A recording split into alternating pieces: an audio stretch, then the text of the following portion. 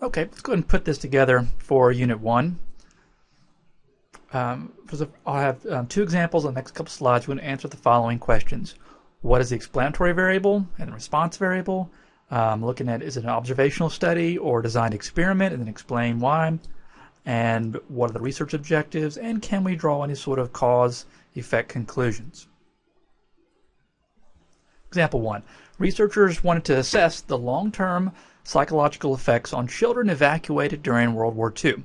They obtained a sample of 169 former evacuees and a control group of 43 people who were children during the war but were not evacuated.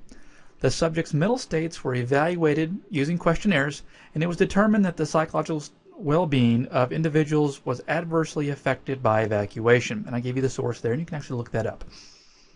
Okay, so hopefully you have that printed out. So what is the explanatory variable in the study? Pause the video here. We've gone through all these. We just haven't really put all these questions together, I don't think, in one place. So again, think about what explanatory variable means. So the explanatory variable, we're trying to determine what explains the response variable. So the explanatory variable is whether or not a child was evacuated during World War II. Shouldn't say or not there. Now, what's the response variable? So the response is usually what we're measuring, right? The sort of the response. And what we're using now is the child's mental state, and we measured that with a survey. So we're measuring the child's mental state and determining was evacuation during World War II, is it affecting the child's mental state? Is this an experiment or an observational study? And explain. So this is hopefully obviously, an observational study, right? They did not impose the explanatory variable. They didn't randomly assign people to one group or the other, right? This is often students will want to know, why can't we just make everything an experiment? Well, for obvious reasons, sometimes we have to kind of look back. This is called a retroactive study. Or sorry, retrospective study, not retroactive, retrospective study. So we're looking back at something that's already happened. And what is the research objective?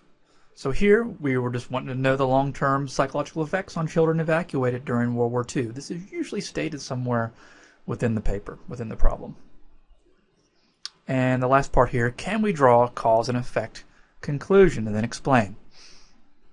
So no, we can never ever draw cause-effect from observational studies. So we can only draw cause and effect if we are doing a designed experiment.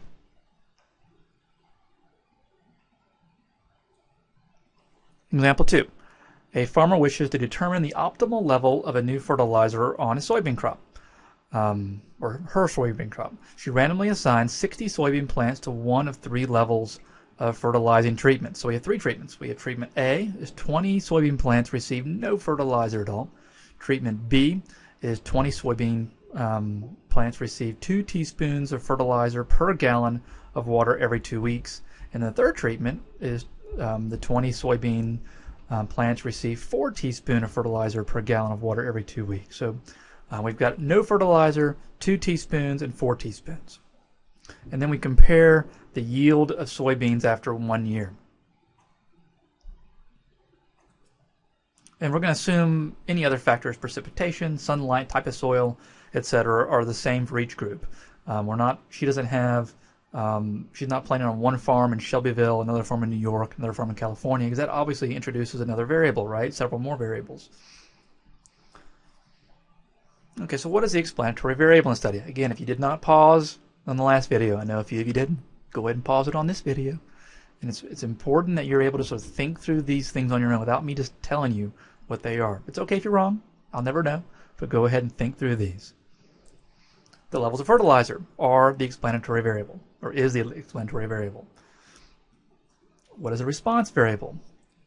So the yield of soybeans, right? How much soybean is being yielded is a response to the fertilizer.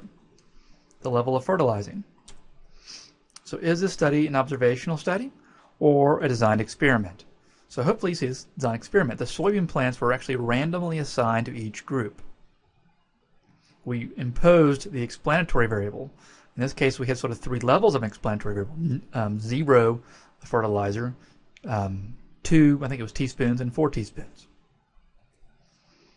What was the research objective? To determine the level of fertilizer that has the greatest soybean yield. And here we were just comparing 3, 0, 2, and 4.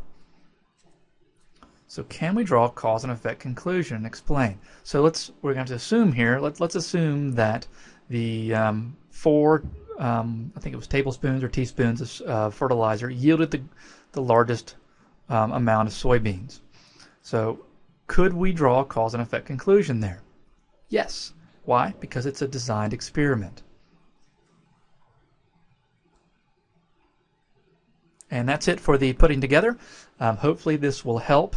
I will try my best to do these for each unit.